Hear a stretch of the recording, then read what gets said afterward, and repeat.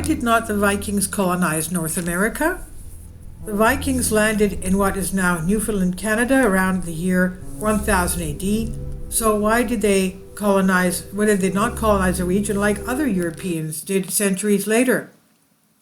Following Christopher Columbus' first voyage across the Atlantic in 1492, Spain and other European countries engaged in large-scale colonization that resulted in European settlers and their descendants colonizing most of the Western Hemisphere. However, they were not the first Europeans to make the voyage to North America. After establishing settlements in Iceland and Greenland in the 9th and 10th centuries AD, the Vikings reached what is now Newfoundland, Canada. Around 1000 AD, they built an outpost at L'Anse aux Meadows and used it to explore other areas of northeastern North America, with historical records indicating that they created another outpost called Hop, somewhere in what now is the province of New Brunswick. However, the Vikings did not colonize North America on a large scale, at least compared to what Europeans did after 1492. So why didn't the Vikings colonize North America? In short, it's unclear if the Vikings wanted to expand their outposts into colonies, and the Vikings' outposts were sparsely populated when they came into conflict with indigenous Americans and Native Americans, prompting them to leave it all behind. But other factors, including the arduous ocean route and the level of urbanization in both Europe and North America at the same time, also played a role. Were the Vikings interested in colonizing North America? The Vikings may not have had much interest in colonizing North America. Brigitte Wallace, a senior archaeologist emerita with Parks Canada, who has done extensive research on the Vikings in North America, told Life Science, the Norse were not interested in colonizing North America at this time, as the Greenland colony was new and expanding, but still very small. What the Vikings explored when they explored South Newfoundland in an area they named Vinland, which translates to wineland, they were more interested in finding natural resources they could exploit. Their real interest was in finding resources that might sustain the new Greenlandic colony, Wallace said. Vinland was explored because it had been discovered and offered potential resources. Kevin Smith, researcher associated with Smithsonian, who specialized in Vikings, had a somewhat different opinion. He said the Norse texts indicate there was interest in the first decade of the 11th century AD in establishing a colony in the area known as Vinland. The text indicates that some Vikings believed it offered opportunities for second sons of the chieftain who had established the Greenland colony to carve out their own areas where they could be leaders and chiefs rather than second sons, Smith told Life Science. Christopher Crocker, researcher, grant facilitating officer at Memorial University, Newfoundland, who researched the Vikings extensively, said he does not think there is sufficient evidence to indicate whether the Vikings wanted to establish permanent settlements in North America. Whether they sought to establish long-term permanent settlements there and to exercise some kind of economic political control over the area is not at all clear in light of the evidence we have, Crocker said. Defeat in North America? Smith said that medieval Norse sagas make it absolutely clear that the reason they gave up trying to establish a colony in Vinland was that the land already had many more inhabitants than the Norse had brought with them. When the Vikings made contact with the indigenous people of North America, conflict broke out quickly.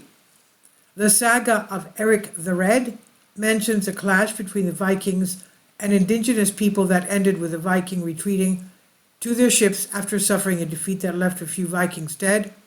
The group of Vikings that fought the indigenous people were now of opinion that though the land might be choice and good, there would be always war and terror overhanging them from those who dwelt there before them, and they made ready therefore to move away with intent to go to their own land, Greenland. The text reads, translated by John Shepton.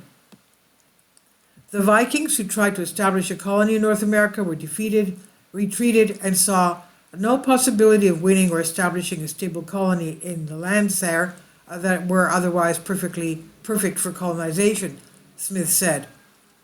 And there were not enough Vikings. The number of Vikings who lived on Greenland was low, and even the total number of Vikings was relatively small, the scholar said. The total population of the Scandinavian countries in the late Viking Age was probably less than 1 million. Jan Bill, curator of Viking Ship Collection, University of Oslo Museum, told Life Science. Greenland, meanwhile, had only an initial population of 400 to 500 Vikings. That's it, 400 to 500, Wallace said. At its peak around 1300 AD, its maximum population was maybe 2,000 to 3,000 people. What the total indigenous population of Vinland was at the time of Vikings visiting is unclear.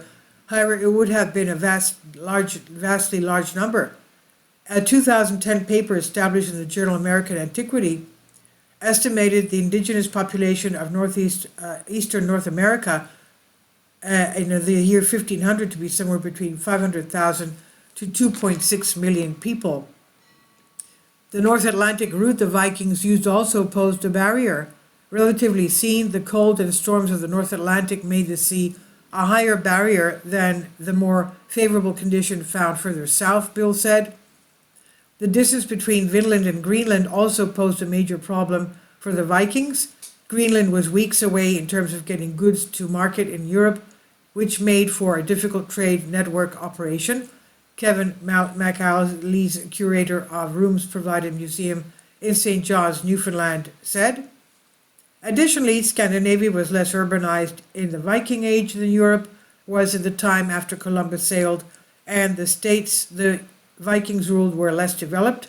In the 15th century, state formation was much more advanced than in the 11th century, especially when comparing Scandinavia with the Iberian Peninsula of Spain, said Bill, who noted that more advanced states could invest more in colonizing than the very young state of Denmark, Norway, and Sweden.